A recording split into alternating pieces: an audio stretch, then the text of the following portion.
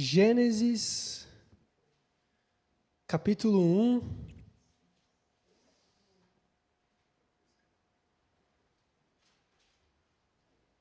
A partir do versículo 26. Esse é fácil de encontrar, né? Amém? Diz assim o texto bíblico, em nome de Jesus. Então Deus disse: façamos os seres humanos à nossa imagem, conforme a nossa semelhança. Dominem eles sobre os peixes do mar, sobre as aves dos céus, sobre os animais do rebanho, sobre toda a terra e sobre todos os animais que rastejam sobre a terra. Então Deus criou o ser humano, a sua imagem e a imagem de Deus os criou. Homem e mulher os criou. Deus os abençoou e lhes disse: sejam férteis e multipliquem-se, encham e subjuguem a terra. Dominem sobre os peixes do mar, sobre as aves dos céus e sobre todos os animais que rastejam sobre a terra. Então Deus disse: eis que dou a vocês todas as plantas que nascem em toda a terra que produzem sementes, e todas as árvores que produzem frutos com sementes, elas serão o alimento para vocês. Além disso, a todos os animais da terra, a todas as aves dos céus, a todos os animais que rastejam sobre a terra, ou seja, a tudo que em si tem fôlego de vida, dou todos os vegetais como alimento. E assim foi. Deus viu tudo o que havia feito e percebeu que tudo o que havia feito foi muito bom. Passaram-se tarde e amanhã, e esse foi o 6º dia. E aí, capítulo 2. Assim, foram concluídos os céus e a terra, e tudo o que neles há. Então o homem disse, versículo 2, no 7º dia, Deus já havia completado a obra que fizera nesse dia, e ele descansou de toda a sua obra. Verso 3. E Deus abençoou e santificou o 7º dia, porque nele descansou de toda a obra que havia criado e feito. São essas as origens dos céus e da terra, na ocasião em que foram criados. Quando o Senhor Deus fez a terra e os céus, ainda não havia nenhuma planta no campo, na terra, e nenhuma erva do campo não havia brotado, pois o Senhor Deus ainda não havia feito chover sobre a terra, e nem havia homem para lavrar a terra. Todavia, os mananciais subiam da terra e regavam toda a superfície do solo.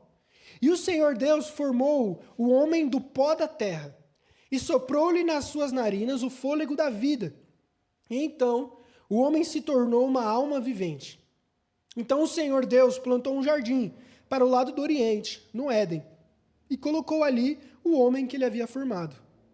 O Senhor Deus fez brotar do solo todo tipo de árvore agradável à vista e boa para alimento, bem como a árvore da vida no meio do jardim e a árvore do conhecimento do bem e do mal. Do Éden saía um rio que regava o jardim. Ele se dividia dali formando 4 braços. O nome do primeiro é Pison. Este é o que contorna toda a terra de Havilá, onde há ouro. O ouro dessa terra é bom. Ali existem bidélio e a pedra de berilo. O nome do segundo rio é Gion. Este é o que contorna toda a terra de Cush. O terceiro rio é Tigre, que corre pelo oriente da Síria. E o quarto é o rio Eufrates. E o Senhor Deus tomou o homem e o colocou no jardim do Éden, para que o homem o cultivasse e o guardasse. Então o Senhor Deus ordenou ao homem: podes comer livremente de qualquer árvore do jardim, mas não comerás a árvore do conhecimento do bem e do mal, porque no dia em que dela comeres, com certeza morrerás. Disse mais o Senhor Deus: não é bom que o homem esteja só, eu lhe farei uma ajudadora que lhe seja adequada. E o Senhor Deus formou da terra todos os animais do campo e todas as aves do céu e trouxe ao homem, para ver como ele lhes chamaria. E o nome que o homem desse a cada ser vivo, esse seria o nome deles. Assim o homem deu nome a todo o gado, às aves do céu, aos animais do campo, mas não se achava uma ajudadora adequada para o homem. Então o Senhor Deus fez o homem cair num sono profundo, e este adormeceu. E tomou-lhe então uma de suas costelas e fechou a carne em seu lugar. E da costela que o Senhor lhe havia tomado, formou a mulher e trouxe ao homem. Então o homem disse: esta é agora osso dos meus ossos e carne da minha carne. Ela será chamada mulher, porque foi do homem tomada. Por isso, o homem deixará seu pai e sua mãe, e se unirá à sua mulher, e eles serão uma só carne. E os dois estavam nus, o homem e a mulher, mas eles não se envergonhavam. Fechem seus olhos. Senhor Jesus, diante desse relato da criação do homem e da mulher, da completude de toda a obra que o Senhor cria desde Gênesis 1, nos 6 dias e descansa no 7º, que através dessa criação de Deus, o Senhor nessa manhã de sábado venha nos ensinar nos nossos corações. Por isso ilumine a nossa mente, ilumine a nossa vida, para que a gente entenda a sua palavra e a gente aplique ela nas nossas vidas em nome de Cristo. Amém.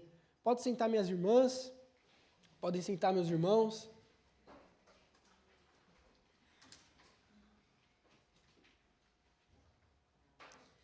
Que a paz do Senhor Jesus Cristo seja com todos vocês. Uma boa tarde já de sábado, agora já 12:02. Então vai ficar muito fácil para eu saber quanto vai ser o tempo de pregação. Na hora que virar 13 ali, eu já vou caminhando para o meio da mensagem. Gente, muito feliz, muito bom. Estou muito feliz em ver vocês. Que Deus continue abençoando vocês, cuidando de vocês, para a gente continuar se reunindo como igreja. Vocês são muito especiais para a gente estar no nosso culto. Por isso, a gente está começando uma nova série de mensagens a partir de sábado, que vai se chamar Jornada da Salvação. E a ideia é a gente entender que nesses tempos de incerteza, onde a gente busca por significado e propósito, o mundo oferece diversas respostas para a gente. Mas a verdadeira vida, a verdadeira jornada, o verdadeiro propósito existencial, a gente só encontra em Cristo. Por isso é através dessa jornada que a gente vai lidar com a realidade de que é em Cristo que a gente entra no caminho que nos leva à vida. É através dessa jornada de salvação que a gente vai começar nesse sábado, que a gente vai aprender que a Bíblia não é só um conjunto de histórias isoladas, não é só um livro de mandamentos e regras para a gente viver, mas ela é a revelação de um grande plano eterno de Deus, que começa desde Gênesis e vai em Apocalipse. É a revelação de um Deus gracioso, de um Deus misericordioso. É um plano que começa na criação, passa pela queda do homem, mas em Cristo encontra a redenção e na volta de Jesus a gente vai ter a consumação de todas as coisas quando ressuscitarmos e habitarmos na Nova Jerusalém. Essa série vai nos dar a visão de que nada fugiu do controle de Deus, nem quando a gente olha para a queda no Jardim do Éden. A gente não vai entender, a gente vai perceber que os planos de Deus nunca fracassaram. Pelo contrário, era desde a fundação do mundo que Deus estabeleceu essa jornada da salvação para eu e você juntos caminharmos. A história da salvação, a história de Cristo não é improviso, mas é a execução perfeita de um Deus perfeito. Por isso, nessa jornada, a gente vai ver que salvação não é simplesmente um momento isolado na nossa vida. Salvação não é simplesmente repetir as palavras de um pastor um dia, mas é uma jornada que envolve uma decisão, onde a gente se encontra com Deus nessa missão que Ele está fazendo no mundo. Nessa caminhada, a gente vai ver a criação de Deus, a gente vai ver como o pecado afetou a humanidade, a gente vai ver o que Cristo fez na cruz até a nossa vitória final. A gente vai ver como Deus quer que eu e você, que nós juntos entremos nessa jornada da salvação, onde a partir dos sábados a gente vai caminhar desde o Éden, desde Gênesis da criação, até Apocalipse. Não se assustem, a gente não vai ler os 66 livros da Bíblia todos os sábados, mas a gente vai caminhar nessa jornada entendendo que a Bíblia é essa história única de uma história de redenção, onde Deus está salvando a humanidade. Por isso eu te convido e peço a sua atenção para a gente juntos refletirmos no primeiro episódio da nossa série de hoje, que é o mundo antes do pecado, a criação de Deus. E esse é o relato de Gênesis 1 e Gênesis capítulo 2, onde Moisés, escritor do livro de Gênesis, vem relatar para a gente como foi a criação de todas as coisas.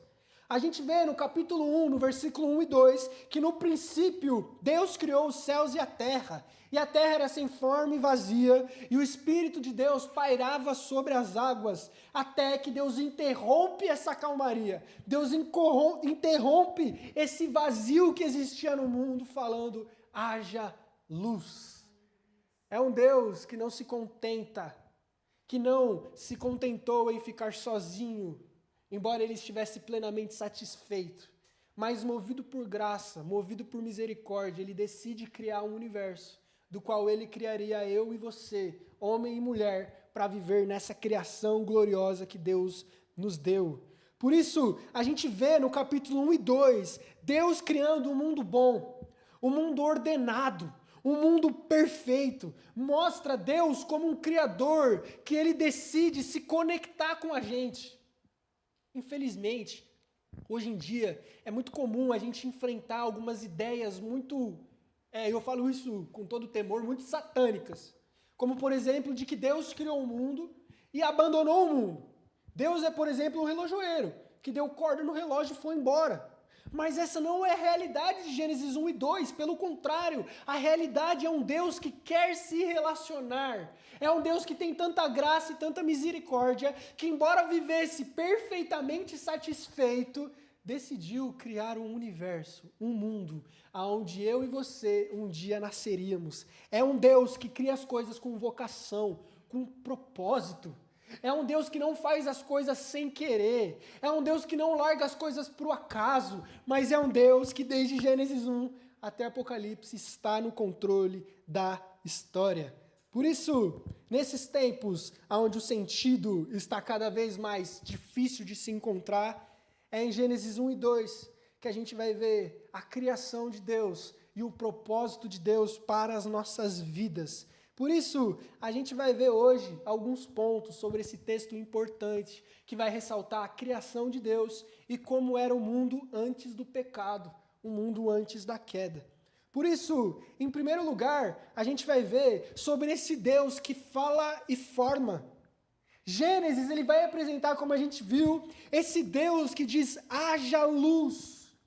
É um Deus que nesse verbo, haver, haja, é o mesmo que João, no capítulo 1, versículo 1, diz que no princípio era o verbo, no princípio era a palavra, no princípio era esse que diz, haja luz, e estava com Deus e era Deus. Mostra que a criação de Deus é feita a partir da declaração de Deus, é a partir da ordem de Deus. Deus, a gente consegue ver em Gênesis 1 e 2, que é um ser perfeito, que não é condicionado a nada, mas que tem poder de criar as coisas a partir do zero. Deus é aquele que transforma nada em tudo. Aleluia. Embora a ciência avance, embora as teorias avancem, embora a física, a astrofísica ou a biologia avance, ainda assim, a pergunta que sempre vai estar no coração do homem é: como do nada veio tudo, se não existe um Deus? Não importa o quão cético você seja, existe uma verdade clara. Quem criou as coisas? Quem criou o universo? Porque se a gente sabe que tudo é temporário, que tudo um dia morre, que tudo um dia envelhece, que tudo um dia passa, significa que deve existir uma coisa que seja eterna para criar o que não é eterno. Não tem como 0 mais 0 dar 1. Não tem como o nada gerar tudo. Por isso eu falo que para você ser ateu, você precisa ter mais fé do que o crente. Porque você tem que ter muita fé para acreditar que do nada surgiu tudo. E sem ninguém, sem nenhum ser inteligente, sem nenhuma ordem, sem nenhum poder, aonde não existia espaço, aonde não existia tempo, aonde não existia matéria, aonde não existia lei física, aonde não existia praticamente nada, de repente, por uma série de coincidências, surgiu tudo.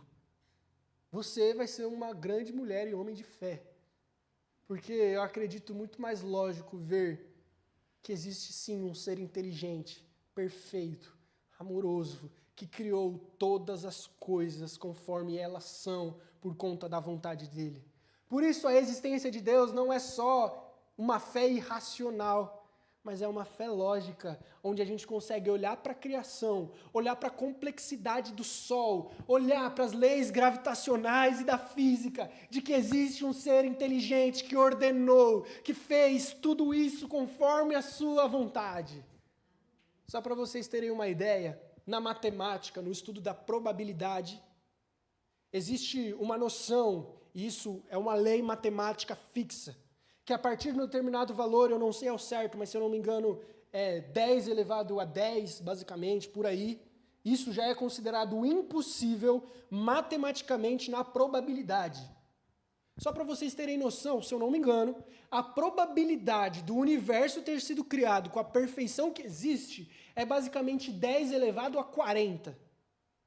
Ou seja, é muito matematicamente impossível ter acontecido o universo.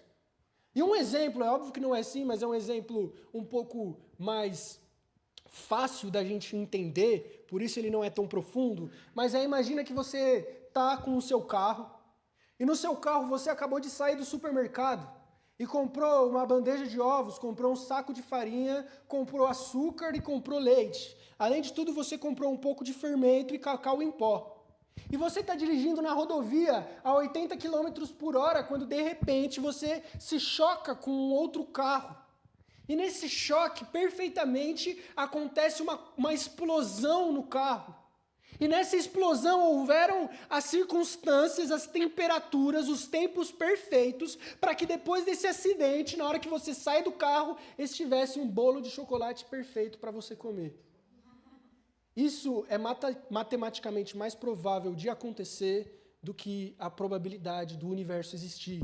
É óbvio que eu estou falando na questão de probabilidade matemática, não entrando em biologia e em física, mas tudo isso aponta que existe um ser inteligente no universo, existe um ser transcendente, porque se tudo que está no mundo sofre a ação do tempo, para que esse mundo que é temporário exista, é necessário um ser que não sofra a ação do tempo, um ser que é atemporal para que esteja acima e crie tudo que existe.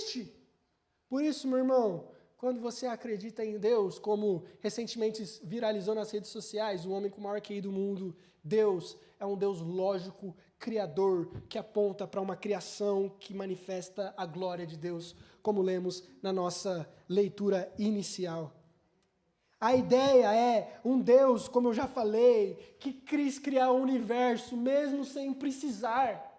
Deus já se bastava na Trindade, o relacionamento entre Pai, Filho e Espírito Santo já era suficiente, mas é um Deus que decide sair de si próprio para criar anjos, para criar um universo, para criar pessoas, porque nele habita misericórdia.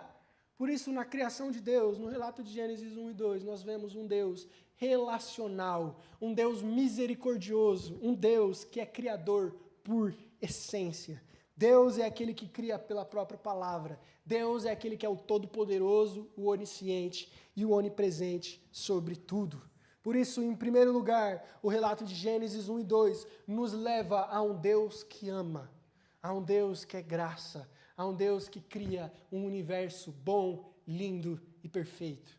Por isso, em segundo lugar, assim como Deus cria esse universo lindo, bom e perfeito, e no versículo 26 do capítulo 1, por isso eu peço sempre para você manter a sua Bíblia aberta, seja por aplicativo ou seja pela Bíblia, para a gente ir scrollando, a gente ir descendo pelo texto, a gente vai ver no versículo 26 a criação do ser humano, onde Deus diz, façamos o homem a nossa imagem conforme a nossa semelhança. É uma ideia de que essa imagem do hebraico tselem significa que nós somos representantes de Deus. O homem é um representante de Deus na terra. E semelhança significa que aponta não só para uma aparência física, até porque Deus é espírito, como diz até no capítulo 1, no capítulo 1, versículo 1 e 2, mas é uma correspondência funcional. É o ser humano ter uma capacidade moral, racional, relacional, capacidade de exercer autoridade. Isso significa que nós somos a imagem e semelhança de Deus, que nós somos representantes de Deus onde nós estamos, e nós, assim como Deus, temos a capacidade de amar, temos a capacidade de ter consciência, temos a capacidade de nos relacionarmos e entendermos o certo e entendermos o errado. Além disso, a gente vê a identidade do ser humano. O ser humano tem uma identidade que se baseia em Deus. Por isso, um livro muito fantástico eu te recomendo a ler, chama Inteligência Humilhada, do pastor Jonas Madureira, um grande homem de Deus. Se você ainda não escuta as pregações dele, você está perdendo tempo. E nesse livro, Inteligência Humilhada, ele vem falar sobre o que é o ser humano. E ele diz que quem sabe quem é o ser humano, quem sabe quem sou eu, não sou eu mesmo, e nem as pessoas de fora. Por exemplo, não é o meu pai que me conhece, não sou nem eu mesmo que me conhece, mas quem me conhece é Deus. Por quê? Porque eu fui criado por Deus.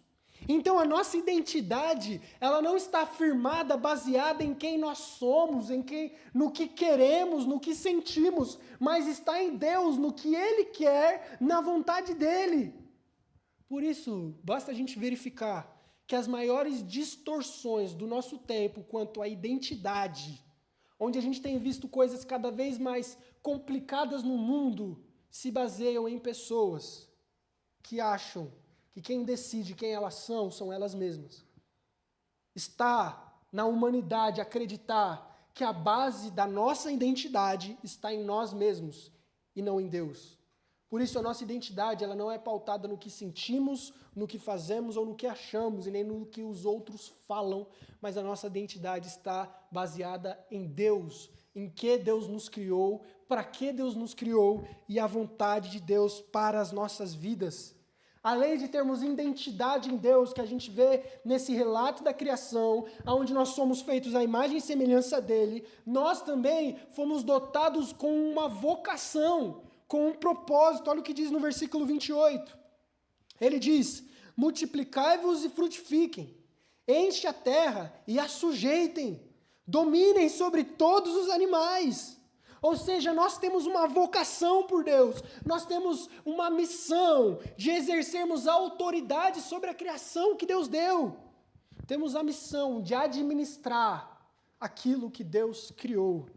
É o que a gente chama na teologia, que você pode já ter escutado, de mandato cultural.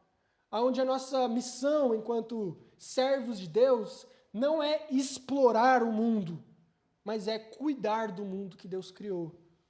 Por isso, todas as pautas ambientais são extremamente bíblicas contra desmatamento. Porque a ideia da criação de Deus não é a gente desmatar a criação para a gente construir as nossas cidades. Mas a ideia de Deus é a gente cuidar da beleza criacional que Deus nos deu, aprendendo a gente se relacionar com a beleza do mundo.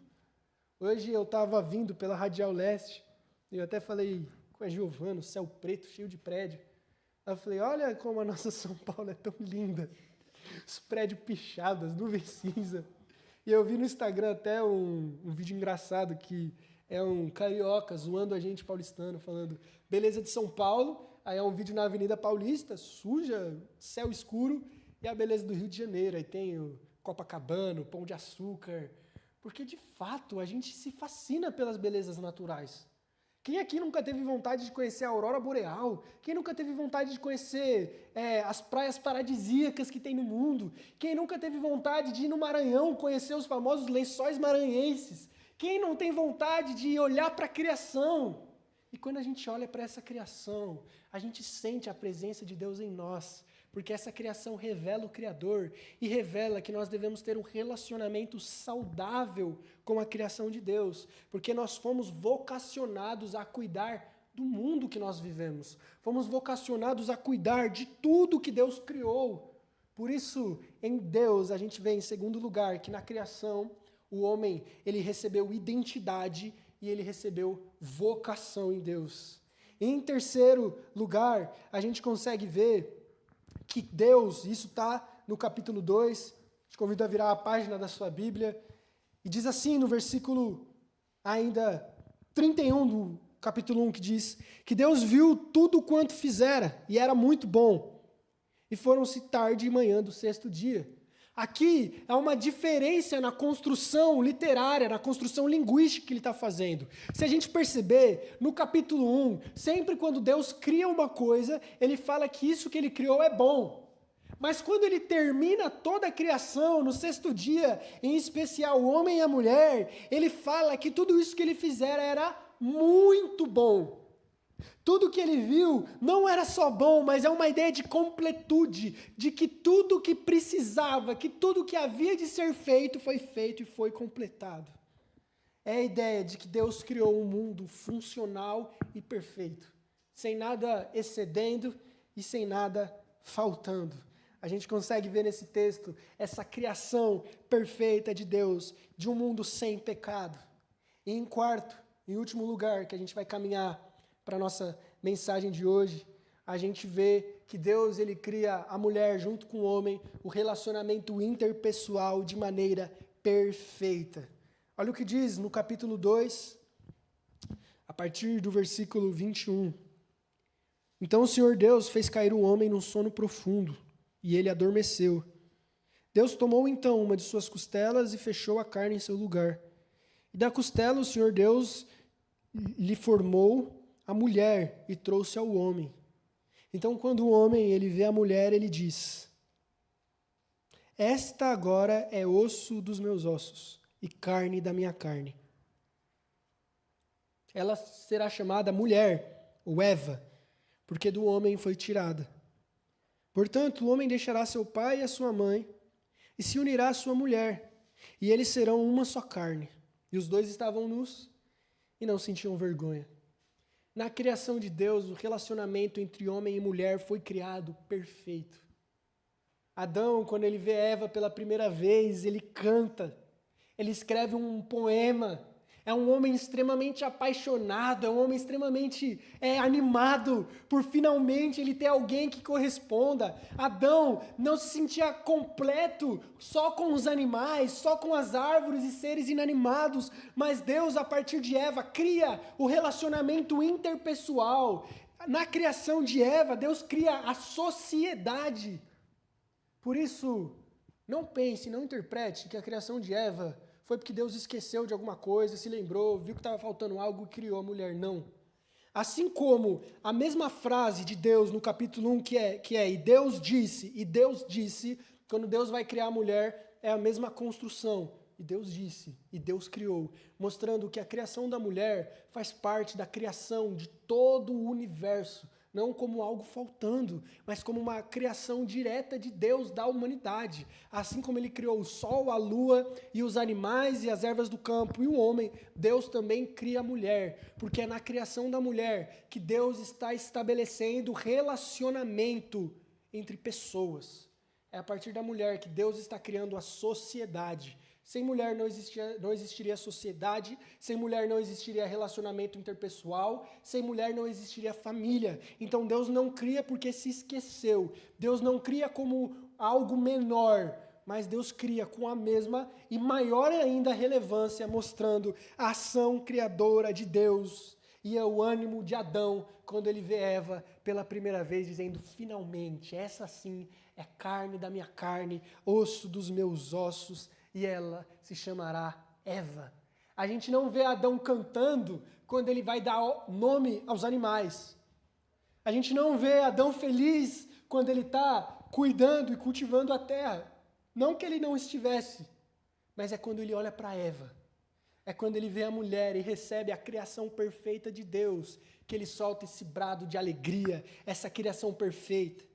Então, em Gênesis, a gente consegue ver a criação perfeita de Deus, o universo numa total harmonia, o relacionamento pessoal em total harmonia, o homem feliz com a mulher feliz com o homem, a criação acontecendo perfeitamente, os dias acontecendo, Deus passeando sempre no jardim toda tarde, e os dois, eu quero terminar com o versículo 25, já caminhando para a nossa conclusão, e os dois estavam nus, o homem e a mulher, e não se envergonhavam. O texto mostra que mesmo diante de toda a criação de Deus, o homem e a mulher não sentiam vergonha. Essa nudez é um símbolo, é um significado para a pureza que eles tinham. Mesmo nus, eles não se envergonhavam. Mesmo com a vida inteira exposta diante de um Deus que vivia pessoalmente com eles não tinham vergonha, eles não tinham dificuldade em acessar Deus, não existia barreira com Deus, mas eles viviam, mesmo nus, extremamente puros, em harmonia com Deus. E a gente vai ver já, caminhando para a semana que vem, que essa história ela tem uma ruptura. Em Gênesis capítulo 3, esse mundo que era tão perfeito, essa criação que era tão boa, esse relacionamento entre homem e mulher, entre sociedade, que Adão antes cantava, se alegrava, se torna, a culpa foi da mulher que tu me deste. O antes Adão que cantava e vibrava pelo nascimento da mulher, agora é um Adão que culpa a Eva pelos pecados dele. É uma Eva que foge da responsabilidade e culpa a serpente. É uma criação que era extremamente perfeita, onde o homem cultivando o jardim tinha todas as frutas, todos os vegetais, toda a verdura para se alimentar perfeitamente. Mas depois disso, agora o homem vai ter que trabalhar arduamente para que alguma coisa nasça da terra. E a mulher agora teria dores de parto.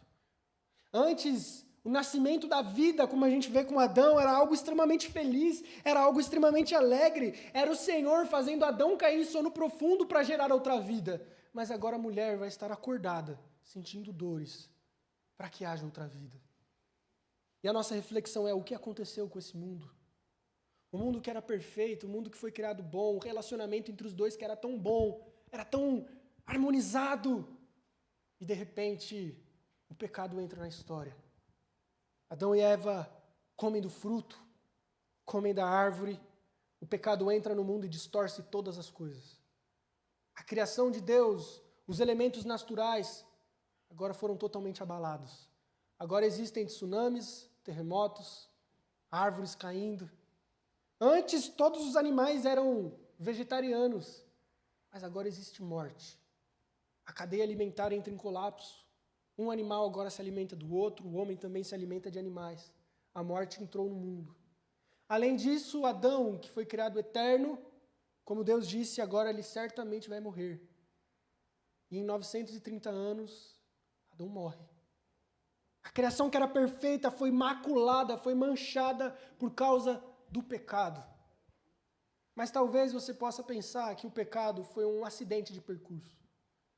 Que o pecado acabou com tudo e agora não há mais esperança. Deus agora ele não está mais presente toda tarde com o homem, mas ele se afasta, porque Deus não consegue ter contato com pecadores, porque ele é santo. O homem que vivia no jardim do Éden, e Éden em hebraico significa lugar das delícias, lugar dos prazeres, agora ele é enviado para a terra árdua e seca. E um querubim é colocado na frente do Éden, impedindo que qualquer um entrasse. O homem é expulso do lugar perfeito e da criação gloriosa de Deus por conta do seu pecado. Talvez, ou com certeza, esse pecado e a queda de Adão afetou a sua vida. Hoje nós enfrentamos sofrimento, enfrentamos lutas, enfrentamos situações difíceis, enfrentamos os nossos desejos ocultos, muitas vezes querendo nos dominar. Enfrentamos a realidade da morte, onde nunca sabemos o nosso último dia.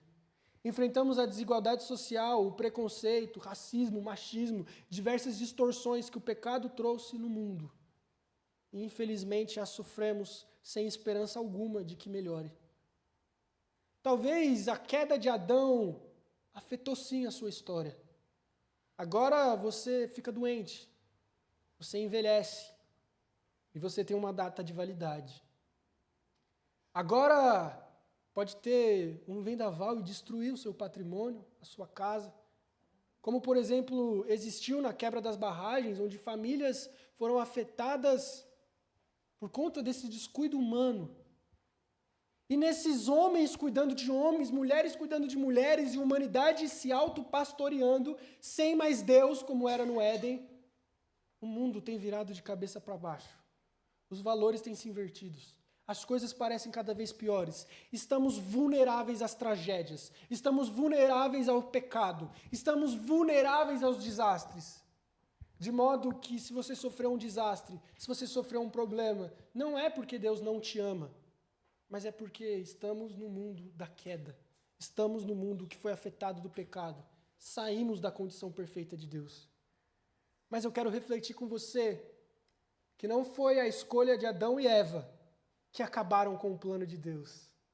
Não foi o pecado deles e todas as consequências e distorções que isso trouxe à criação, que fez com que o plano de Deus tivesse falhado. Porque talvez a gente possa ler e falar, não, então a criação de Deus falhou, então o plano de Deus deu errado. Adão e Eva acabaram com tudo, Adão e Eva destruíram a perfeição que Deus tinha feito. Mas não, a gente vê em Gênesis 3,15, Deus falando, onde através da descendência da mulher nasceria um que acabaria com o poder do diabo e da serpente. E esse alguém é Jesus Cristo. Deus está mostrando desde o começo da história que as decisões dos seres humanos não são capazes de afetar o plano eterno e perfeito dele, mesmo que eles venham pecar, mesmo que o pecado de Adão e Eva tenha nos trazido diversas consequências, diverso sofrimento do mundo, isso não é suficiente para fazer com que o plano de Deus falhe, porque como a gente vê em Apocalipse, Jesus é o Cordeiro morto desde a fundação do mundo, antes que existisse Adão, Jesus já se entregava pela humanidade. Antes do pecado ter acontecido, Deus já decidiu se entregar pelos pecadores. Porque Deus não foi pego de surpresa com o pecado.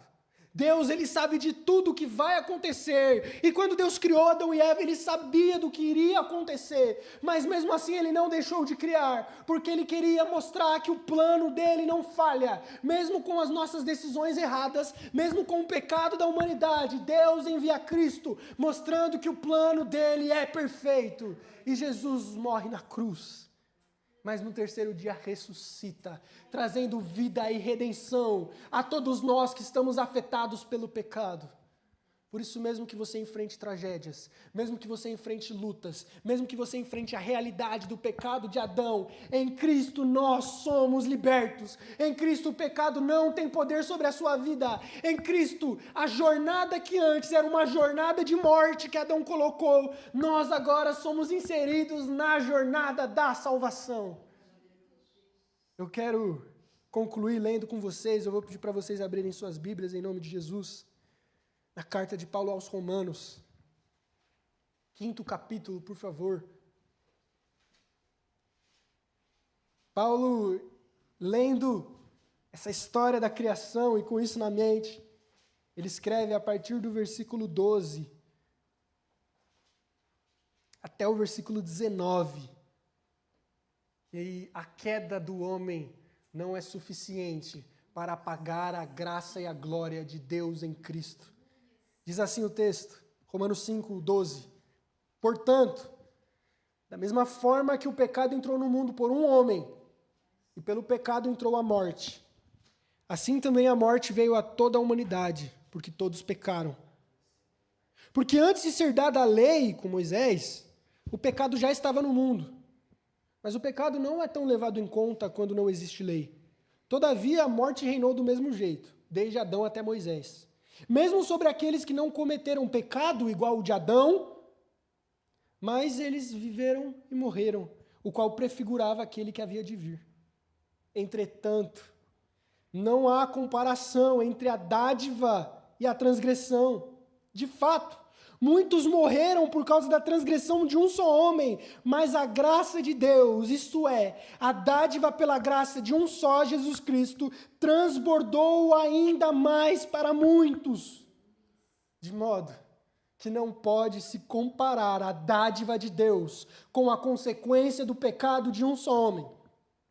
Por um pecado veio o julgamento que trouxe condenação, mas a dádiva decorreu de muitas transgressões e trouxe justificação, porque se pela transgressão de um só a morte reinou por meio dele, muito mais aqueles que recebem de Deus as riquezas da graça e a dádiva da justiça reinarão em vida por meio de um só homem, Jesus Cristo.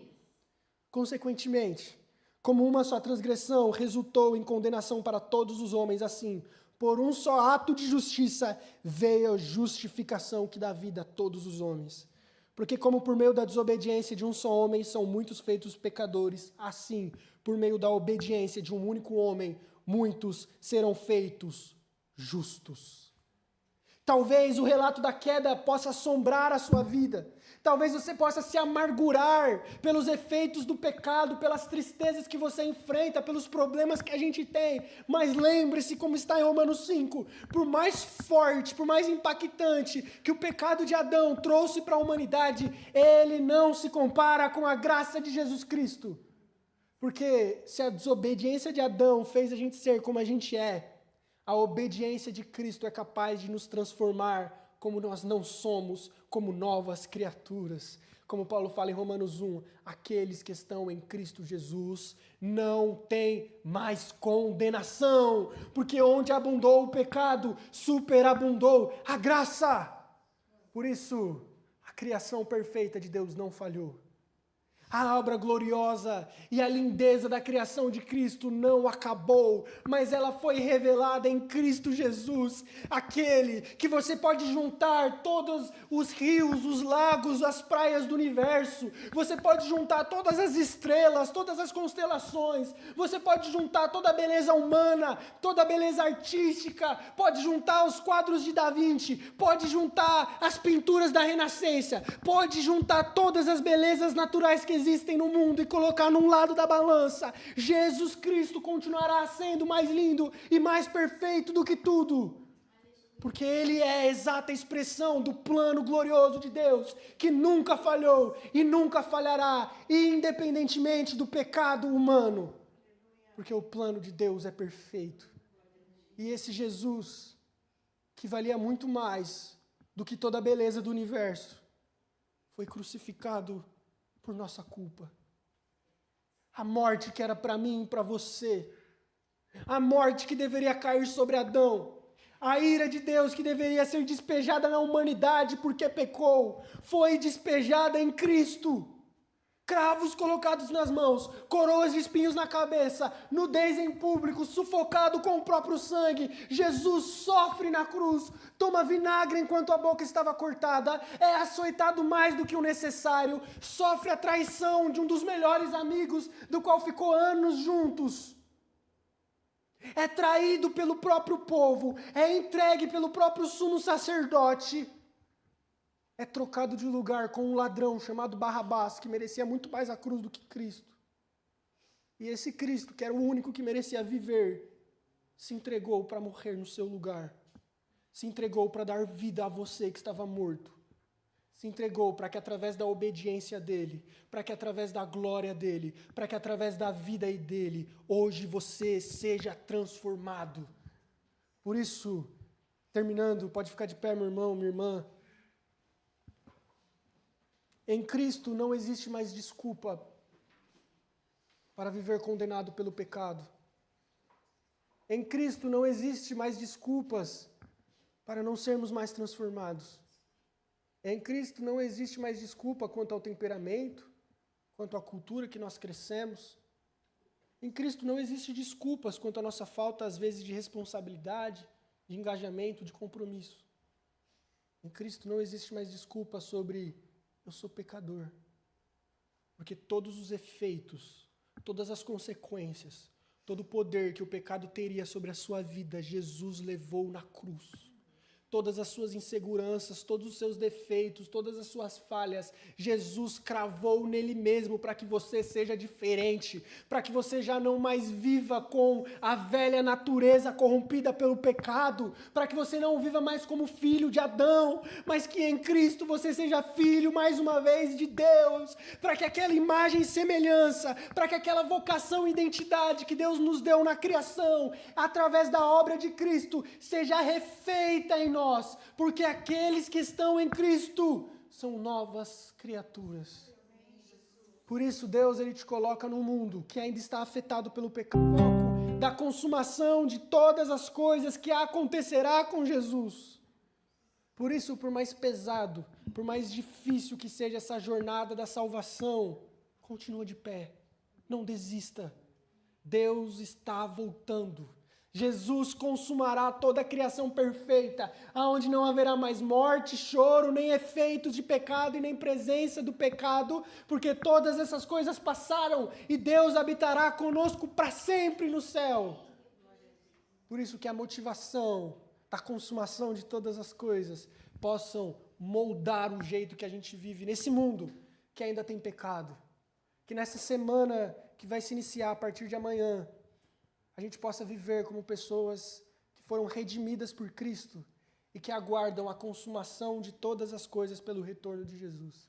Você sabe como você tem que viver. Você recebeu de Cristo a lição e o exemplo, que na sua semana